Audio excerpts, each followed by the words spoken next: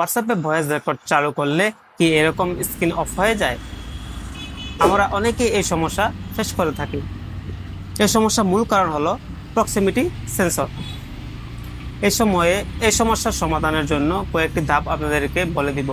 এই ধাপগুলো যদি আপনার ফোনে ট্রাই করেন তাহলে আশা করি সমাধান পাবেন। এটা সমাধান কি দেখে আসি। এরকম ইম্পর্টেন্ট ভিডিও সবার আগে পাওয়ার জন্য ফলো এবং সাবস্ক্রাইব করে রাখবেন। চলে আসলাম মোবাইল স্ক্রিনে।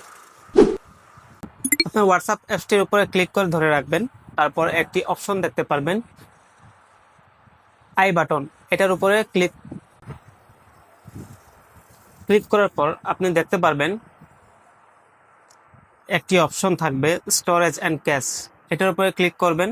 তারপর আপনারা একটা অপশন দেখতে পারবেন, ক্লিয়ার ক্যাশ। এটাতে আপনি ক্লিয়ার করে দিবেন। তারপর আপনারা চলে যাবেন প্লে স্টোরে।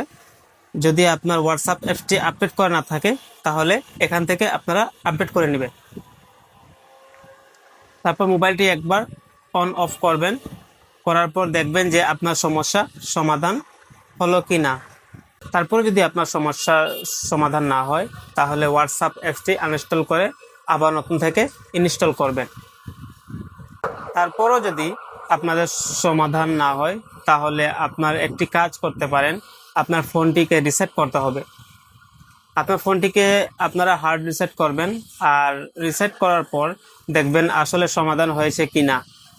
আরেকটি কথা বলি, তারপরেও যদি আপনার সমাধান সব কিছু করার পরেও যদি আপনাদের সমাধান না হয় তাহলে আর কিছু করার মতো নেই। শেষ পর্যন্ত আপনাদেরকে একটি কাজ করতে হবে, ফোনের সার্ভিস সেন্টারে গিয়ে আপনাদের ফোনের সেন্সর পরীক্ষা করাতে হবে। প্রায় সময় সেন্সরের সমস্যা হয়ে থাকে, সেই জন্য আপনাদের এরকম সমস্যার সম্মুখীন হতে হয়। তাহলে আজকের জন্য এইটুকুই, দেখা হবে পরের ভিডিওতে।